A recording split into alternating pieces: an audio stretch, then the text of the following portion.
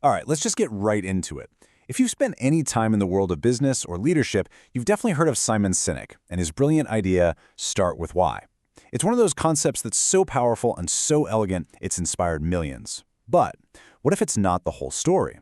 What if it's missing a key ingredient? Today, we're going to take a good hard look at this classic idea, and then we're going to challenge it. I mean, just think about it for a second. The phone in your pocket, the coffee you drink, the shoes you wear. Let's be honest, there are probably dozens of other options out there that do pretty much the exact same thing. So why do you stick with the one you have? It's not just logic, is it? It's a gut feeling, a connection. And that's the real puzzle we're trying to solve here. You see, most companies try to win us over with what Sinek calls manipulation. And that sounds harsh, but think about it. Sales, price drops, special promotions, celebrity endorsements. It's all just carrots and sticks, right? And look, it works, but only for a little while. It gets you a sale, a transaction. It doesn't get you loyalty. Inspiration, though, well, that's a totally different game. That's how you build a real following, a tribe of people who stick with you no matter what. And this is the sentence that started a revolution. People don't buy what you do, they buy why you do it. It's not about the product specs or the features. It's about the belief, the cause, the purpose that sits behind all of it, the why. Sinek came up with this incredibly simple way to visualize it, the golden circle. He says every single company on Earth knows what they do. Some of them know how they do it, their secret sauce or their unique process. But so very few can clearly articulate why they do what they do. And that little circle in the middle, that's where all the magic is. And this really shows the huge difference in communication. Most companies talk from the outside in. They say, here's what we make, here's how it's better, now please buy it. But the truly inspiring brands, they do the complete opposite. They start from the inside out. They start with their purpose, their why. And the craziest part is, this isn't just some clever marketing slogan. It's literally wired into our biology. The why speaks directly to our limbic brain. That's the part that handles all our feelings, our trust, our gut instincts. The part that actually makes decisions. The what? That only talks to our neocortex, the rational, analytical part. That's why a gut decision can feel so right, even when we can't fully explain it with facts and figures. So a normal, uninspired message sounds something like this. Yeah, it's clear, it's logical, but it's totally flat. It's just a list of features. Any company could say this. It just doesn't connect with you on any real level. But then you have Apple, Sinek's go-to example. They just flip the whole script. They lead with their why. Everything we do, we believe in challenging the status quo. See? The computers are just the proof of their belief. And all of a sudden, buying a laptop isn't just a transaction. It's a statement. It's an act of identity. It feels completely different, doesn't it? So, the formula seems pretty straightforward, right? Find your why, tell everyone about it, and you'll inspire loyalty. It makes so much sense. But, I've been thinking about this a lot lately. And what if we've been looking at it backwards? What if starting with why is actually a mistake? I mean, let's really poke at this idea.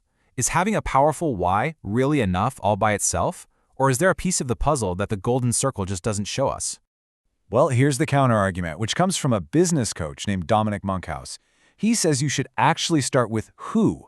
Think about it. A purpose, a why, is totally meaningless in a vacuum. It only catches fire, it only becomes powerful when it truly connects with a specific audience, a specific group of people who are ready to believe it with you. Let's go back to Apple for a second. That legendary Think Different campaign. That wasn't for everybody. It wasn't some open invitation to the world. No way.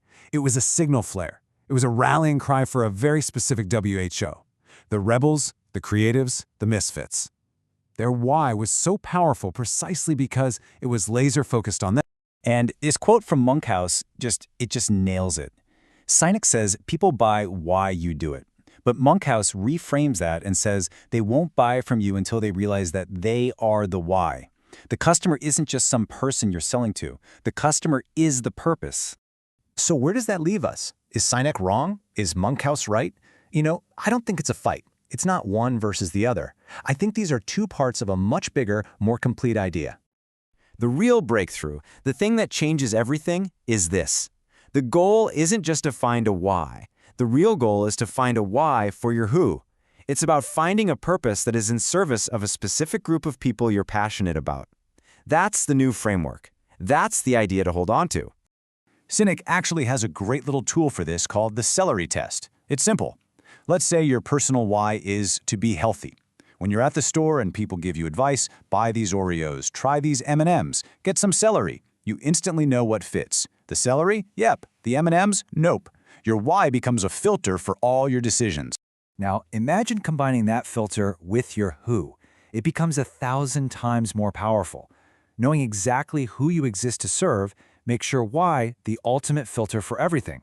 Should we launch this new product? Well, does it serve our who? Should we run this ad? Will it resonate with our who? All of a sudden, the really hard decisions start to get a whole lot clearer.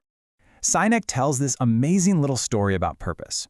A traveler walks up to a stonemason and asks him, "Excuse me, what are you doing?" The guy looks totally wiped out and he sighs and says, "I'm laying bricks. It's a miserable job." The traveler walks a bit further down the wall and finds another stonemason doing the exact same work. He asks him the same question, "What are you doing?" And this man's face lights up, and he says with this incredible passion, "I am building a cathedral." You see, they're doing the exact same physical task, but the second guy, he had a why. He understood the purpose. He knew he wasn't just laying bricks. He was part of something so much bigger than himself. And that right there is the power of inspiration. And that brings us right back to our big question. The second stonemason knew his why. He was building a cathedral. But think about it. The cathedral wasn't for him. It was for the community. It was for future generations. It had a very clear who. So the question we should be asking ourselves isn't just, what's my why? The real question is, what cathedral are you building and for whom?